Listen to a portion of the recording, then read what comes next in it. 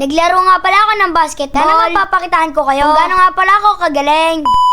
Dito nga pala nanood si Papa Tampi. Dahil nga pala gusto ko makita yung mga video ko. Dahil nga pala naglaro na ako ng ilang beses ay hindi siya nanood. Pero nga pala ngayon ay nanonood na siya. Pala nagsapatos na ako. Papakitang gilis nga pala ako kay Papa Tampi. Para nga pala mabilin ako ng bagong sapatos. Ito nga pala mga Kadon David, ano kaya magandang sapatos? Dito nga pala bago magsimula ay uminom muna ako. Para nga pala magkaroon ako ng lakas. Ito nga pala nag-study ako. Para nga pala maging magaling tayo. Siyempre nga pala mga Kadon David ay charot lang yun. Sana mapanoorin nyo nga pala ang aking laro. Pag nagustuhan nyo nga pala, ipusuan nyo. Pag hindi nga pala, like na lang.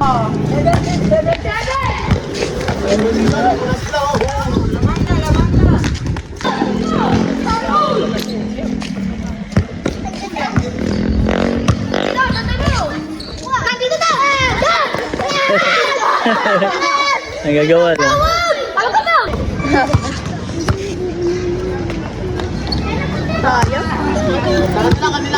Kanila bola.